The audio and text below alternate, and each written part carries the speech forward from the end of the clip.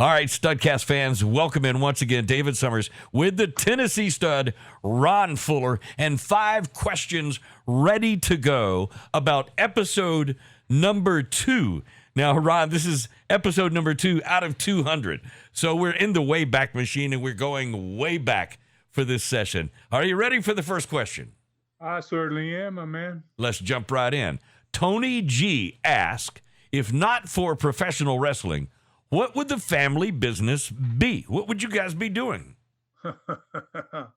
Oh, that's a pretty hard one there. You know, I mean, gosh, it could be anything, right? You know, and my family's basically it's pretty much filled with individuals that could have probably gone off all of us in different directions, like most families do. You know, so my grandfather Roy, you know, and taking a look at Roy. He'd make a great godfather, man, in the mafia. No doubt. Yeah. You know, kind of like the family in the movies, man.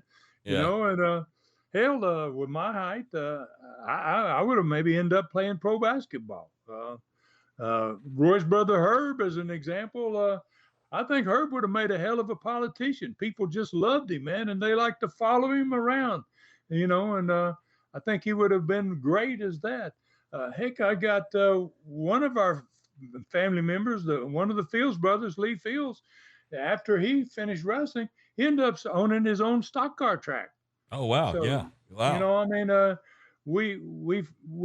but luckily, I guess, you know, the one that started us, which was old Roy, my granddad, you know, he got us started all in the same direction. He discovered a sport that pretty well fit our family. You know, I mean, we all turned out to be pretty big guys. We all turned out to be somewhat athletes, and you know, we were ready made for it. You know, and the business that all of us could understand how it ran, and in my estimation, it's the greatest business on earth. Professional wrestling. It was a lot of fun. It was simple, and you know, so. To answer your question, Tony, you know, I'm not so sure what we'd ended up in, but I really don't think we would have all ended up in a family business. We would have all gone different directions, and thank goodness we did. Thank goodness we did end up in a family business, and all of us did well, right from Roy all the way down to the 3rd generation, actually the 4th generation's in the ring, and they're making money. Awesome. All right. So listen, I won't argue the point there, but I certainly can't see Rob and you up on a high wire at any point in your lives. No. Well, see, we weren't built for that. No. I guess that's my whole point. Yeah. Roy happened to get us in a type of business that we're going to be ready made for. Now, I can't see him putting you boys in the cage with a lion. So a bear, maybe. You know? Absolutely.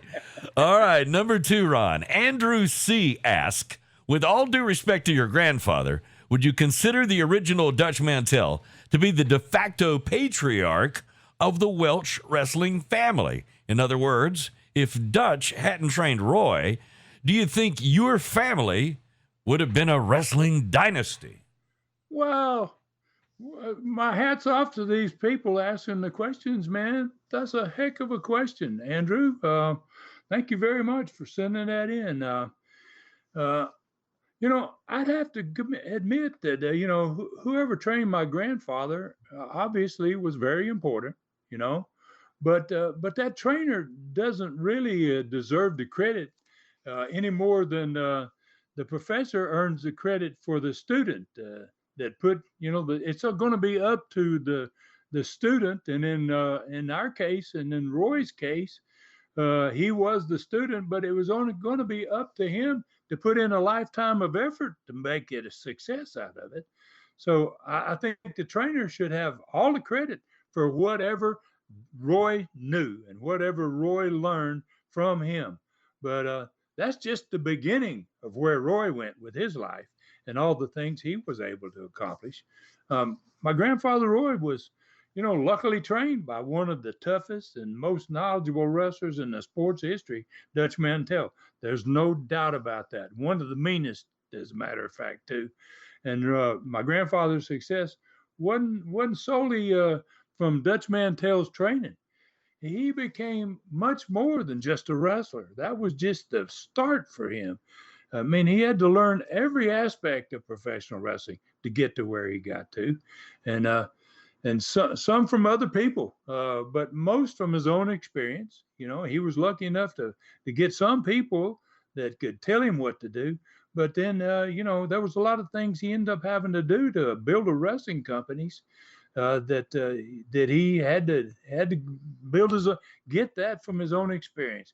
And it took more than just being knowledgeable about shooting in the ring to get to where Roy finished up. He ended up as one of the pioneers of the sport, not just in the ring, not just wearing wrestling tights, with all the other things he made and developed. So not just in the, not he was a booker, he was a promoter, he worked with TV stations and buildings, he dealt with wrestlers and talent. There was so many things that he had to be able to do to finish like he did as a big success.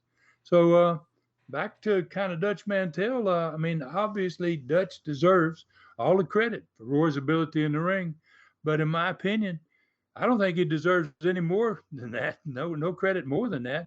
He set Roy on the right path, but he didn't guide him all the way there. He didn't take him there. He just set him on the right path. So Dutch was certainly a part of Roy's success, but Roy's determination made the rest of it happen. It was all Roy that made that happen. So believe me, having been involved in every aspect of the wrestling business, the in the ring part is maybe the least important part of the overall success in that company, in that type of business, in that type of world. So as far as a dynasty, Roy was just the beginning. And every Welch, all of us, deserve credit. If we are a dynasty, we all have to be. And obviously, it takes more than one generation to build a dynasty. A dynasty doesn't come out of one generation. This family's 4 generations in, and we've all had to work to get the credit for it, and just like Roy had to work for it. Yeah, four generations and very close to 100 years. So your father and grandfather did things that no one else did long before wrestling was known as the sport that it eventually became. All right, number 3, Walk Smith, our old buddy Walk from Australia, wants to know, and I think you're going to have to do a little explaining on this, even for me, about car fighting. What were the rules for car fighting? For example, did you get bonus points for breaking all the plates over the same person's head? Or was the only rule when Roy says it's over, it's over? So I'm not certain about car fighting. Well, first of all, Walk's a great fan from Australia and a wonderful guy. And if you listen to number 2, a lot of that is about the old time car fighting, which actually happened a lot to wrestlers way back in the 20s, 30s, and 40s. It was a different breed, obviously, back in those days. And, and then Roy did at some point, take control of a lot of those fights. He had to. Somebody had to say, okay, that's enough. So, that's kind of where his question comes from. And the breaking plates over people's head, that actually comes from a story from the episode number 2, Studcast number 2. So let me try to get to this, okay? You're right, Dave. This one's kind of strange, Mm-hmm. but it's a good question, Walk. I don't think there are or ever were any recognized rules for car fighting. Surely there aren't. I mean, in fact, there may have been few sports or businesses other than wrestling that had car fights. So wrestlers back in Roy's day, they were certainly a different breed, as I just said, than the wrestlers in today's matches. So fighting was a way of life back in the days when Roy got started in the 20s and on into the 30s and 40s. And sometimes a lot of wrestlers just fought for the fun of it. They didn't do it because they were really mad. They just, hey, let's have some fun and bust each other up a little bit. So, and some of them fought out of sheer boredom, Today, man, they fly around all day to get to wherever they're going.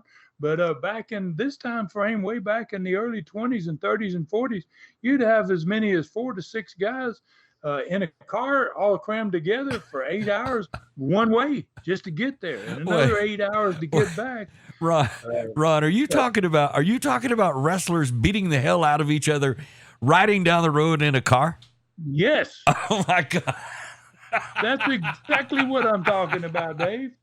Okay, so breaking the boredom and monotony in this one, and where that there's 2 wrestlers in the back seat, and Roy is in the front seat with his brother Herb.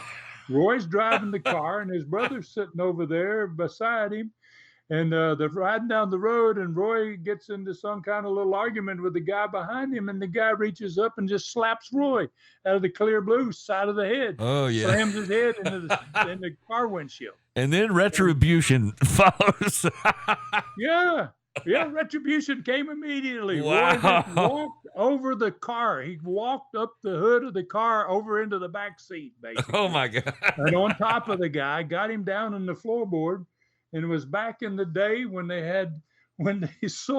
gave you plates. They gave you dinner plates if you bought so much gas. And he had a dozen plates sitting in the back window of his car. And he got the guy down on his back in the floorboard, worst place you can be in a car fight, according to Roy. And he said he took those plates and busted them all over his head. Wow. In the floorboard. So, and when he walked over to get in the back seat, Herb just slid over and kept driving. They never stopped the car. All this went on while the car's still going. So yeah, there were car fights, and Roy told me about several of them. When I was a kid traveling with him. So but think about it. If you're in a car that's got six guys in it, 3 in the front and 3 in the back, and you're driving from Dyersburg, Tennessee to somewhere in West Virginia, you got no freeways. You're going to take 8 hours to get there. And then after you wrestle, you got to drive 8 hours to get back. It was bad enough just to sit in there, man. You're cramped together. Yeah. Think about the frustration and the aggravation and all that frustration and aggravation. It leads to temptation to find something to break the monotony here. What are we going to do? Well, a little fight. Sometimes it's exactly what was needed. So back in the Great Depression days of the 1930s, when Roy and Herb were making these trips, that's when car fights were at their best. Roy said that's when it was the heyday of car fights. So no walk. There I got to tell you, there were no points, I don't think, for breaking all the plates on one guy's face. Like Roy did. To me, the bonus points, that'd only come if you didn't get your face smashed with a plate. There you get bonus points for that. So I couldn't ever understand when Roy's telling me those stories about why they couldn't just stop the car every time. If they're fighting, why don't you just stop the car? And I don't remember Roy ever telling me a story about car fights where he had to say, and I think what Walk brings up here is Roy says, is the only rule is when Roy says it's over, it's over. Well, when Roy was telling me the car fight story, I don't ever remember him saying that, when the fight was going on inside the car, that's what he said. So I think he only did that. He told me that when he finally had to stop the car's fight was too bad to let it continue. Somebody else is going to get hurt other than the 2 involved. He pulled over the side of the road, jerk them out, and let them keep going.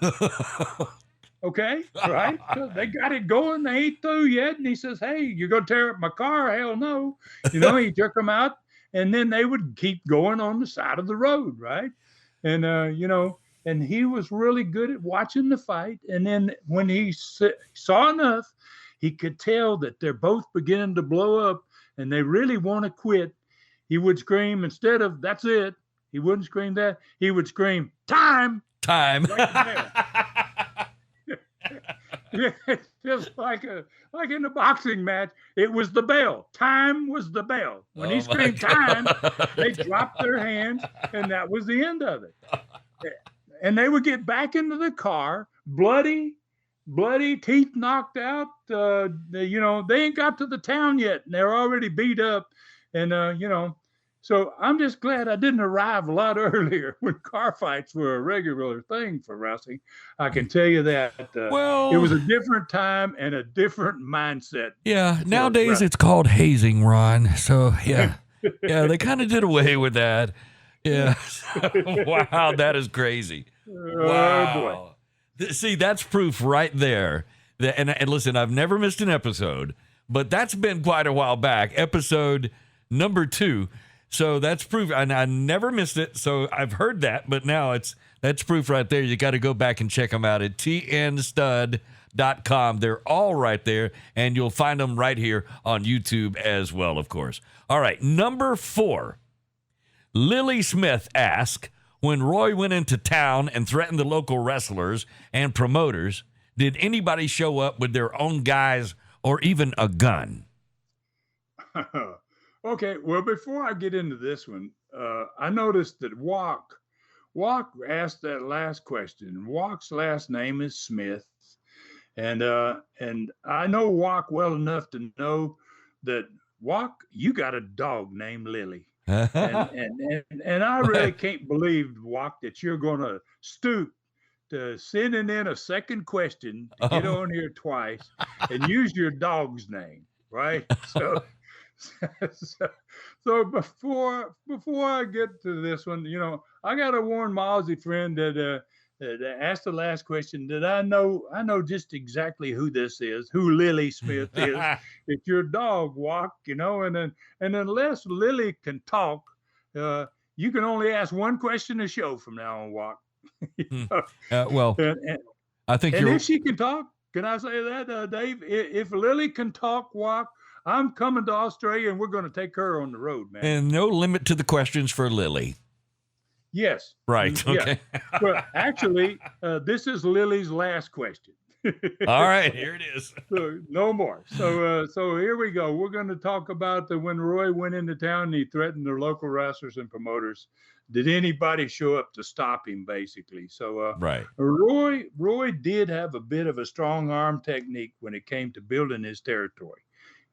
I guess he was smart to never let the promoters or the wrestlers operating in what he considered to be his territory know he was on the way, know he was coming, right? So he just personally went in and shut things down. So surprise was probably the best way for him to arrive in order to keep promoters and their wrestlers from being prepared and having a bunch of guys there, or even worse, a gun when Roy showed up. So Roy was lucky to live through that era, to be honest with you, when he was building his empire, his wrestling empire. He used to just go in and kick the doors open in the dressing rooms, and he'd challenge everybody in there, and he would tell them all that you're all a bunch of punks and you don't know a damn thing about wrestling, and you don't ever be seen or heard of again calling yourself a wrestler. Get your ass out of the dressing room or test me. Find out. And then he'd go over the other dressing room, kick the door open and do it to them. Then he would find the promoter, and he didn't have to get that strong with the promoter. In other words, he went and shut down companies himself, personally, by himself, probably 4 or 5 times a week. Wow. To build his company. Yeah. Okay. So, so today he would have been arrested like that if he'd have gone into a building and done that today. So it worked for him because word didn't get around who he was or what he was doing. And after being face to face with Roy, very few of them ever took the chance to try and open up again after he finished explaining, or worse still, showing them that it was a bad idea to call yourself a promoter or a wrestler without his permission. So and that makes me, I gotta say this, Dave. It makes me wonder what Vince McMahon Sr. or Jr. would have done in those days if Roy showed up to stop them. I would have loved to have been there to see that. Well, he was not quite the welcome wagon. So. Oh no. Just the opposite. Yeah. He was the worrisome wagon, man. he was a bad dude to show up at your wrestling event way back in the day. I only have Especially if you were in the Tennessee area. Yeah, I have a vision of Stone Cold hitting Vince over the head with a bedpan. So I don't know. It could have been worse than that.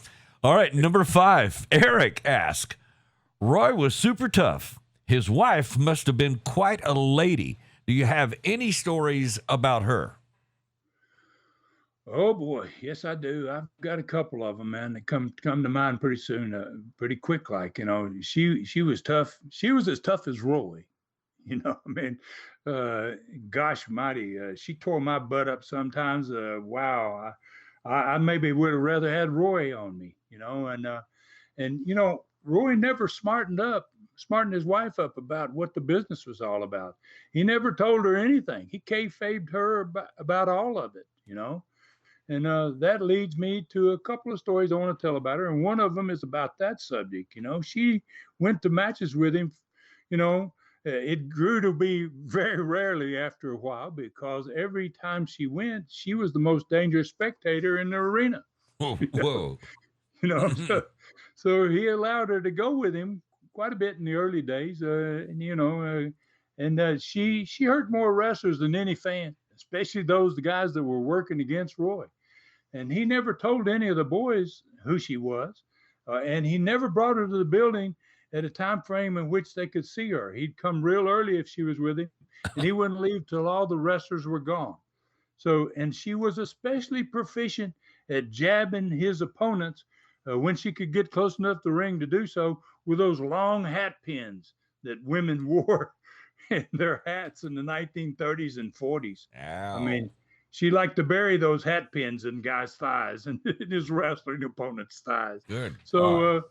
But probably the best story about her toughness came the day my father was born in New Mexico.